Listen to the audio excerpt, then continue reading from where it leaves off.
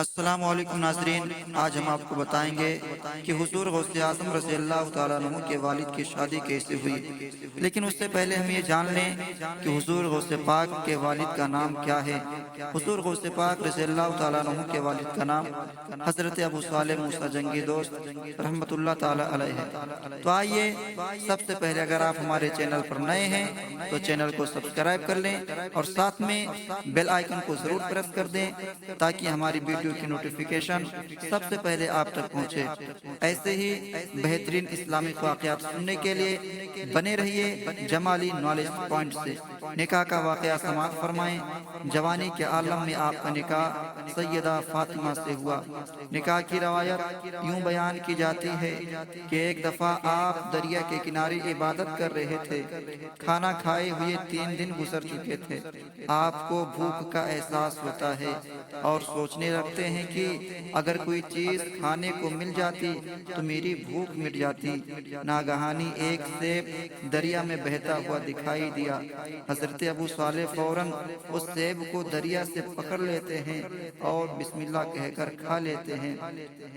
جیسے ہی آپ نے اس سیب کو کھایا، سیب کھانے کے بعد دل نے آواز دی، ابو صالح، معلوم نہیں اس سیب کا مالک کون ہے؟ تم نے بغیر اجازت اسے کھا کر امانت میں خیانت کی ہے۔ اگر کل میدان محشر میں خدا تم سے اس سیب کے تعلق سے پوچھے گا تو تم کیا جواب دو گے؟ یہ خیال آتے ہی حضرت ابو صالح کپڑے چھاڑ کر اٹھ کھڑے ہوئے اور دریا کے کنارے کنارے سیب کے مالک کی تلاش میں چل دیے۔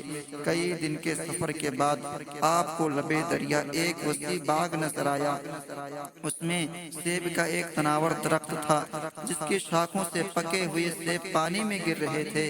سید ابو صالح کے دل نے شہادت دی کہ جو سیب میں نے کھایا ہے وہ اسی درخت کا ہے۔ لوگوں سے اس باغ کے مالک کا پتہ دریافت کیا۔ معلوم ہوا کہ اس کے مالک حضرت سید عبداللہ سومی رئیس جیلان ہیں۔ فوراً حضرت ابو صالح ان کی خدمت میں حاضر ہوئے، سارا ماجرا بیان کیا اور بلا اجازت سیب کھا لینے کے لیے معافی کے خواہش تیار ہوئے۔ سید عبداللہ سومی خاصان خدا میں سے تھے، سمجھ گئے کہ یہ نوجوان بھی اللہ کا خاص بندہ ہے۔ دل میں تڑپ اٹھی کہ اسے اپنے سائے عاطفت میں قرب الہی کے مدارج طے کراؤں۔ فرمایا کہ 10 سال تک اس باغ کی رکھوالی کرو اور مجاہدہ نفس کرو، پھر سیب معاف کرنے کے متعلق سوچوں گا۔ حضرت ابو صالح نے رضائے الہی کی خاطر فوراً یہ شرط منظور کر لی اور 10 سال تک حضرت عبداللہ سومی میں افو خطا کے لیے حاضر ہوئے۔ جب 10 سال پورا ہو گیا سومی نے فرمایا کہ ابھی 2 سال اور میری امی کی رکھوالی کرو، پھر میں تمہیں معاف کرنے کے بارے میں سوچوں گا۔ حضرت ابو صالح کو تو صرف خدا کو راضی کرنا تھا، آپ نے یہ شرط بھی منظور کر لی اور 2 سال تک عبداللہ سومی کی خدمت میں رہے۔ جب 12 سال پورا ہو گیا، 12 سال پورا ہونے کے بعد حضرت ابو صالح پھر عبداللہ سومی کے بارگاہ میں حاضر ہوئے اور بلا اجازت سیب کھا لینے کی معافی کے خواہش تیار ہوئے۔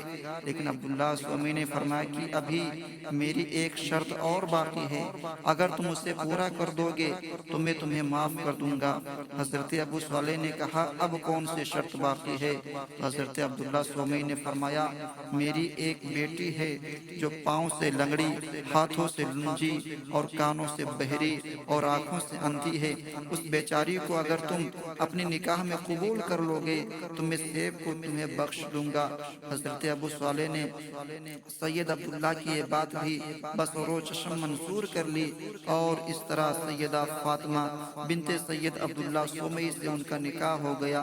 شادی کے بعد جب سیدہ فاطمہ کا سامنا ہوا تو یہ دیکھ کر حیران رہ گئے کہ ان کے تمام اعضاء صحیح و سالم ہیں اور اللہ نے انہیں کمال درجہ کے حسن ظاہری سے متصف فرمایا ہے۔ دل میں وسوسہ پیدا ہوا کہ شاید کوئی اور لڑکی ہے۔ اسی وقت باہر نکل گئے۔ صبح شیخ عبداللہ سومی کی خدمت میں بحال پریشان حاضر ہوئے۔ وہ اپنی فراست باطنی سے سب کچھ سمجھ گئے تھے۔ فرمایا اے بیٹے، جو صفات میں نے اپنی بچی کی تم سے بیان کی تھی وہ سب صحیح ہے۔ آج تک اس نے کسی نامحرم پر نظر نہیں ڈالی، اس لیے اندھی ہے۔ آج تک اس نے خلاف حق کوئی بات نہیں سنی، اس لیے بہری ہے۔ آج تک گھر سے باہر قدم نہیں نہیں نکالا، اس لیے لنگڑی ہے اور آج تک خلاف شرع اس نے کوئی کام نہیں کیا، اس لیے لنجی ہے۔ شیخ ابو صالح سمجھ گئے اور ان کے دل میں اپنی بیوی کے لیے کمال درجے کی محبت و عزت پیدا ہو گئی۔ اس طرح بخیر و خوبی